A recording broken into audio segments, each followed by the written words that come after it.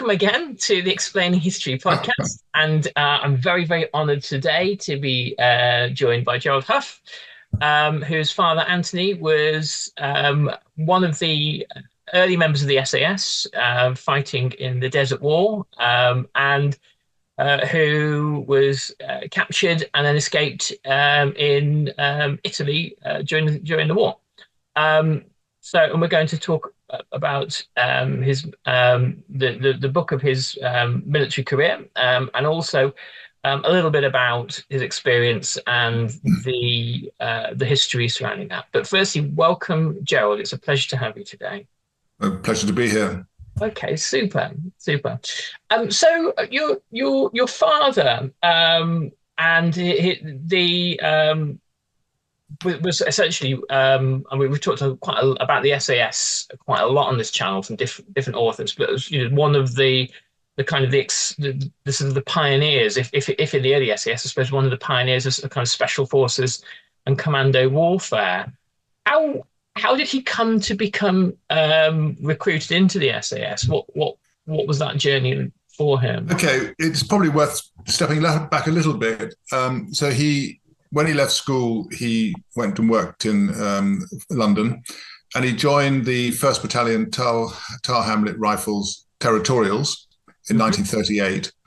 And he spent a year and a bit doing that before war broke out. Right. And at that point, the regiment was embodied into the Army, General Army, and became the 9th Battalion Rifle Brigade. Right. So before he went to Africa, he was training in the UK with the 9th Battalion, and he noticed that there was a notice up on the notice board asking for people who could ski to join a little battalion that was going to go out and train in snow warfare in Chamonix, with the intention of helping out the Finns against the Russians. And so he could ski quite well, and he signed up for this, had to go in the ranks. He had to resign his commission to get in, as most of the people were officers who resigned their commissions.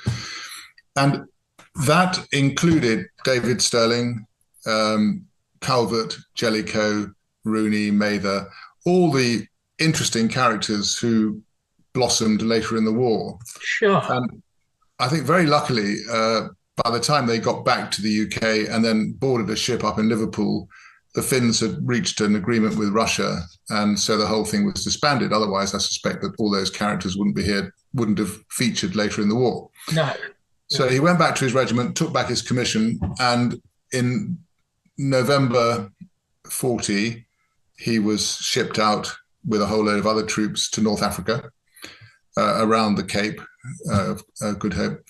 And very quickly, they were engaged with Rommel. They relieved the 2nd Battalion at Mersa Briga just 2 days before Rommel, with his Afrika Korps, launched an attack which basically pulverized them, and they lost half the battalion to wounded, captured, or killed in a fighting retreat to Tobruk.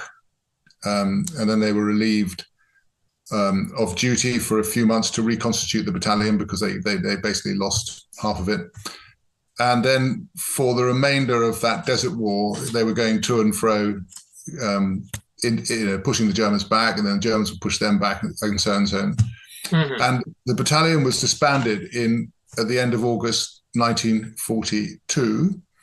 And at that point, he was approached by David Stirling. Stirling liked Rifle Brigade because they were very used to doing night patrols behind enemy lines. And they were the closest you can get, really, to what the SAS became at that time. So he was approached, and he joined Stirling in September 1942 with 2 of his troopers, Levy and Hascombe, and did his training. And that's how he got in, basically, to the SAS. Right. And so from that point onwards, what was his activity in North Africa like? What kinds of things was he engaged in? Well, not a lot, actually, as it turned out, because the first op, they had B Squadron. Effectively, these new boys formed B Squadron. And Sterling had he had some quite extraordinary ideas at times. And his particular idea was to send B Squadron way behind enemy lines to disrupt Rommel's supply chain. This was post Alamein. Right. Rommel's supply chain from Misrata, basically in that area, Tripoli, down into his front line. Mm-hmm. So they had the most extraordinary journey over thousands of kilometers down south and then back up.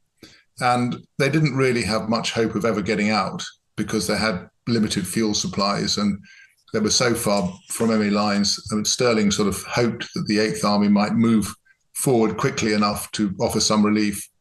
A Squadron, which was run by Paddy Mayne, was much closer to the 8th Army, so they had a much easier task. Right. But B Squadron really were no hopers in that sense. So he got most of them, nearly all of them, got captured or killed. One or two managed to get out, but they were largely those who were a bit closer to the eastern edge of the operation. Right. And he was captured with a lot of others, put on a submarine and shipped off to Italy, where he was sent up to eventually to a prisoner of war camp called Chieti, which lies on near the Adriatic coast, south of Pescara. Right. And was he aware with that operation what the odds looked like? Yes, it comes out in the book. They did challenge Sterling, but Sterling was a great one for sort of waving stuff away and saying, oh, you'll find a way out, that sort of stuff. But they were aware that there was little chance unless they were extremely lucky at getting back. Yeah. Right. And obviously, most of them would have been thinking, so let's count on luck here. Let's, because the mentality wasn't to, and there's no question of disobeying the order. You have, if you're sent, you have to go. But it gives you an indication, doesn't it, of the sort of mindset you had to have to be in the SAS. That's right. It was very much like that. People were sent away on long trips, and a lot of them got killed doing so. Yeah, and that was the mindset. They did a good job. They did blow up an awful lot of Italian trucks, which were feeding Rommel's army along a whole sort of section of the road. So they did a pretty good job. And the idea was to try and force the Italians to move in daylight, which then would make them prey to the RAF. And that was very successful in the limited time they were achieving their objective. When I've had a chat a couple of times on this podcast with Damien Lewis, who writes a very, very kind of successful series of books about the SAS that are always, filling up the Sunday Times bestseller lists. And he said that the kind of the chiefs of staff, the very, very high up in the army, looked upon the SAS with a kind of a sort of suspicion, bordering on a kind of almost disgust, almost, that this wasn't how warfare was meant to be. Does any of that kind of come across in your father's recollections of the war? No, I don't think so. He was really, I suppose, too junior to get involved in the high-level politics that Sterling had to deal with. Yeah. But actually, when you raise Damien Lewis, he's just released Great SAS Escapes Volume 3. Right. And he's using an abridged version of my story in that volume. Okay. So that's quite a useful thing to know. So we have been corresponding quite a lot. Yeah. In answer to your question, no, I think Dad was fairly removed from those sorts of goings on, but I know what you're saying. Yes. And so once he reaches the Abruzzo in Italy, what happens then? He's obviously incarcerated, but can you tell us a little bit about that? Yeah, Chieti was a very, very nasty prisoner of war camp. It was very overcrowded. There was a commander there who was a brutal little man, and he kept back a lot of the Red Cross parcels, and he was very brutal to the prisoners themselves. So it was a very unpleasant place. They never had enough clothing. The sanitation was terrible. The water flow was terrible. Anyway, he was incarcerated there for about 6 months, 7 months before the armistice, where Italy effectively down tools. Yeah. But you would then expect them all just to walk out of the camp, but there was an instruction from the UK to stay put. They thought that the Eighth Army pushing up through the toe of Italy would reach them in time they didn't want to have 75,000, and that was the total number of POWs in Italy wandering around the countryside being shot by the Germans. So he thought that was a bit crazy, and actually he was told that if he tried to get out, they'd be court-martialed for desertion, which was the most bizarre situation. Yeah. So they hung on a bit, but when they realized that the Germans were actually emptying camps and moving prisoners up into Germany and Poland, he and 3 others found they could get into a water tower, and on the first level above the ground floor, which was quite high up, there was a sort of rather dusty attic type place just below the water tank itself where they could hide. And so they went in there and hid for 3 days as the Germans evacuated the camp, and then got out, and the Germans had gone by then. I mean, they were still in the area because they had a battalion up in Chieti itself. Right. So they got out, and then with help from partisans, they were moved towards this mountain village. Okay.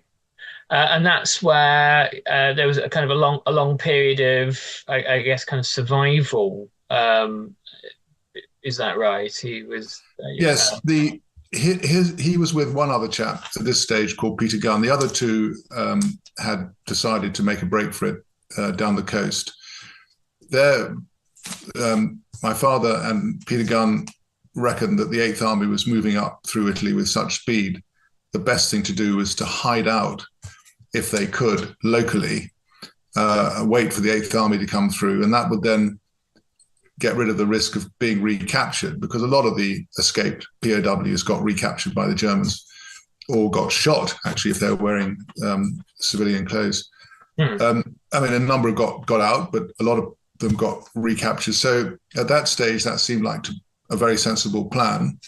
And so a partisan called Frida, whose husband had died in North Africa, and she was terribly anti-fascist, took him and Peter Gunn to this hillside village called Pretoro, which is about 560 meters up in the Majela National Park in the Abruzzo.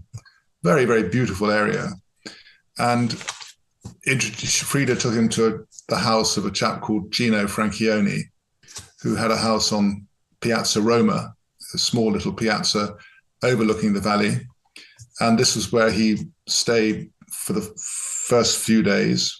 Franchioni was the one who looked after them and moved them around the village as was necessary. So they stayed with one family for about 2 weeks, and then a fascist informer told the Germans there were POWs hiding in this house. But in fact, luckily for them, the fascist informer got the wrong house. The house was actually two doors down. Right. So that night, the Germans arrived with dogs and troops and barged into this house. And the family was terrified that they were going to find there was nobody there and then move up to the house my father was in, but they didn't. No. They stomped off. But they had to get out of that house then, because clearly they were going to come back again and have another go.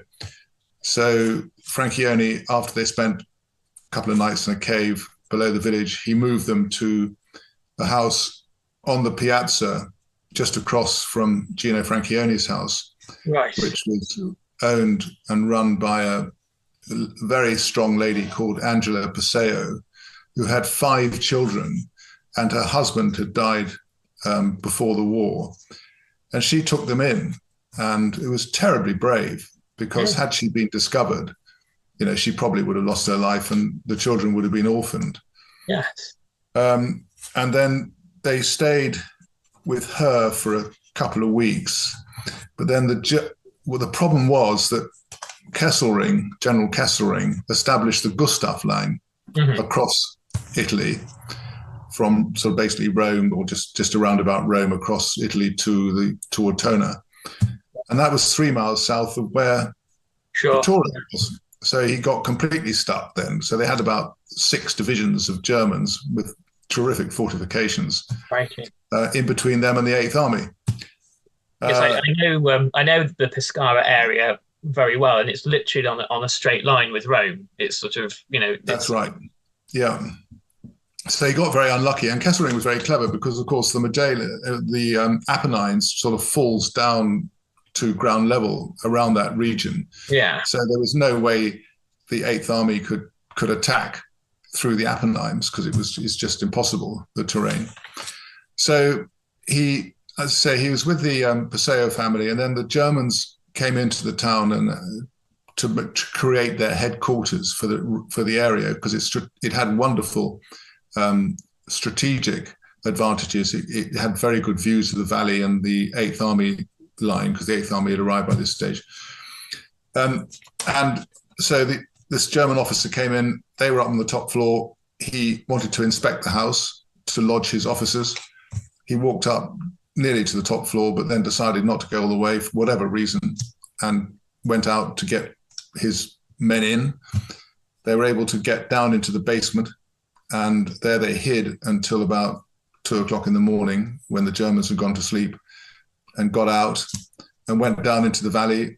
And then Francione took them to a cave where it was about 30 meters below the village, where they were able to hide. Wow. And there they lived for about a month in that cave, being supplied food by the children of the Passeo family, because the Germans didn't really bother to look at children. No. So that was pretty. This is now we're in November, and it's pretty cold and wet and unpleasant. And so from, say, your father's kind of incarceration through to this point, I'm taking it in terms of health, things weren't good for him. Is that right? When they were in the village, they were quite well fed, actually, and they had warmth and comfort, so that wasn't too bad. But when they were in the cave, they started to decline. The villagers had less and less food to share. Yeah. And it was cold and wet and horrible, and they got dysentery and all those sorts of things. So yes, their health was beginning to suffer quite badly. Right.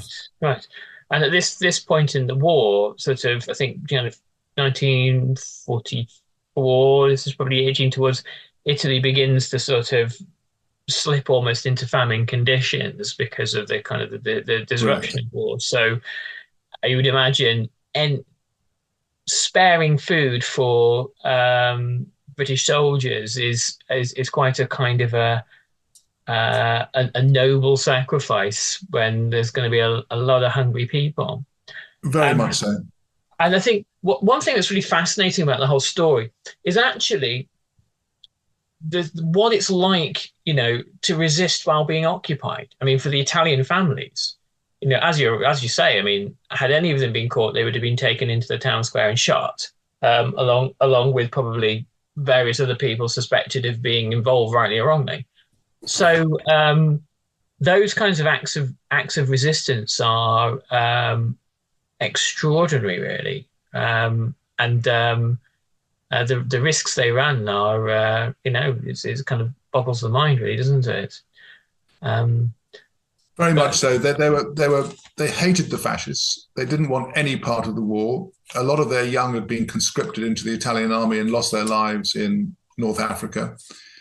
They were tough people, and actually they got tougher because it wasn't long after that the Germans decided to evacuate Pretoria completely so they could take it over with the division. And a number of the villagers were transported to camps in northern Italy, but a lot of them a good number of them said, no, we don't want to do that. And they just upped sticks and went to live in the mountains. Wow. And they prepared for that quite carefully. They'd moved cattle and flour, and obviously there's plenty of water up there, but they'd moved provisions up into the mountains, into caves. And the caves are quite enormous, some of the caves. And so there were a large number of people living up in the mountains in caves. So that they had seen what was coming. Yeah. There's a great account of Italy kind of in sort of 1945 to 1946, where in the north, probably from kind of around the Abruzzo all the way up to essentially the Alps, there's a state of immense bloodletting where partisans and ordinary people decided to, they thought, well, there'll be some sort of amnesty for the fascists, and there'll be things will be smoothed over, because as often happens in Italy, and they'll get away with it.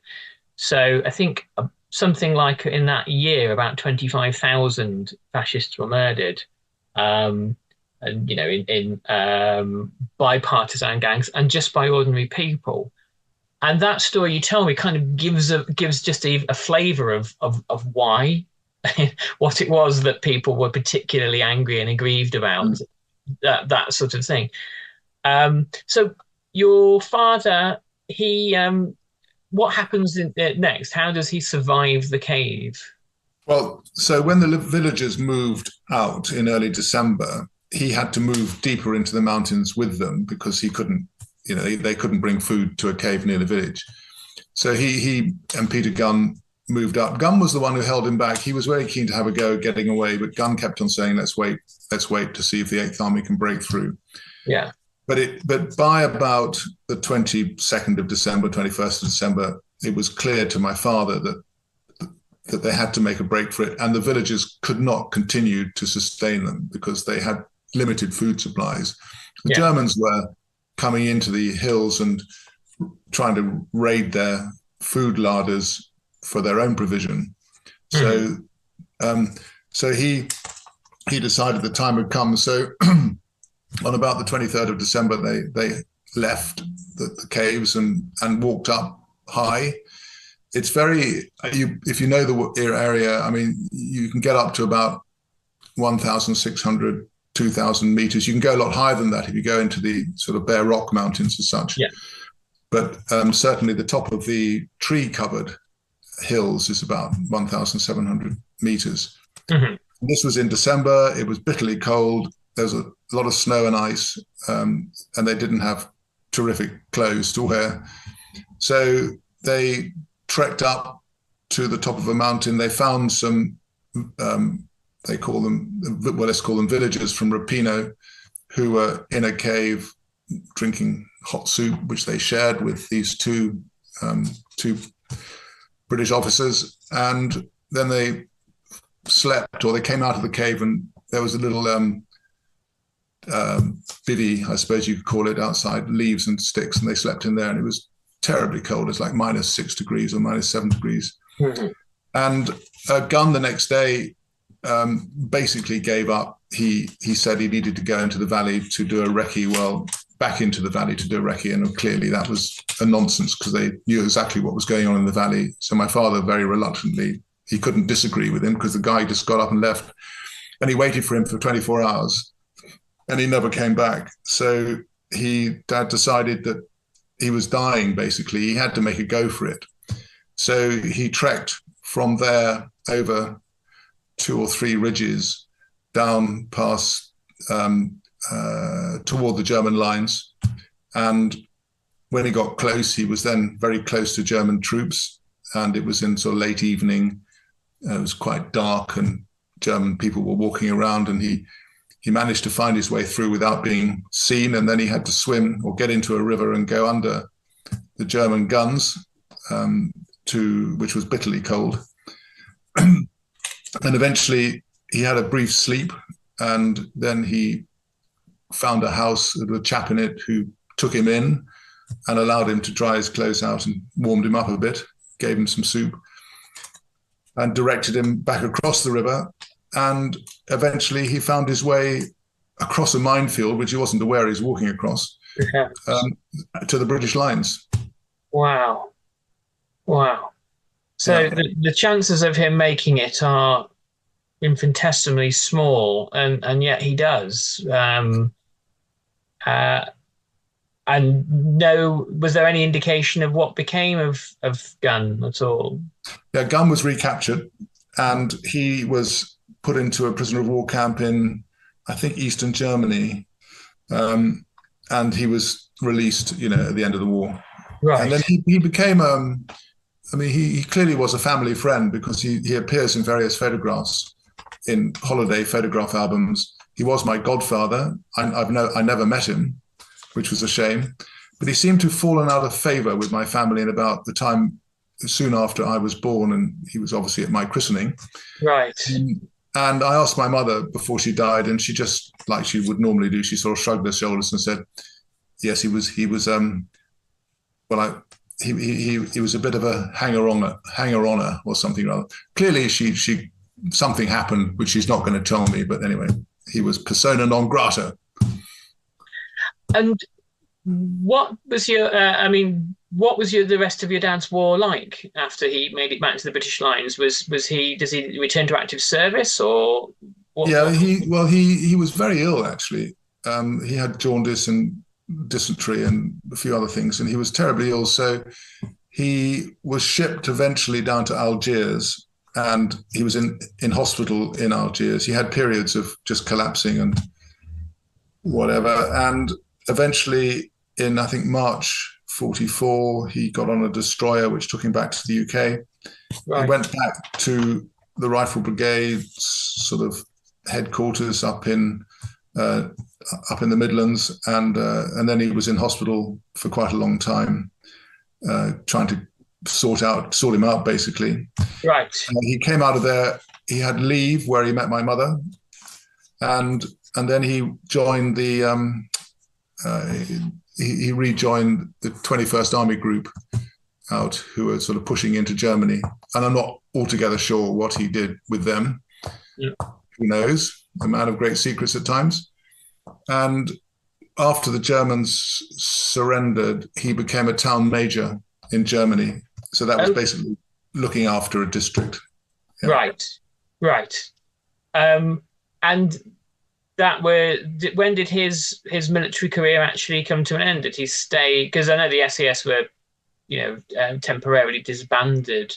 They were disbanded, and he was demobbed in 1946, just before he got married. But one thing we don't quite know is that Brian Franks reformed the SAS out of the Artist Rifles. Mm-hmm. And my father joined 21 SAS in 1950 and left in 1952. Right. But I have absolutely no idea what he got up to.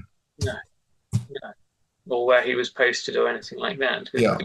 Could have been one at that point, one of a number of places. And what was his civilian life like? Because obviously the war, for many people in general, but particularly the survivors of the SAS, the war had been an immensely traumatic and pivotal period in their lives. What was civilian life like for your father?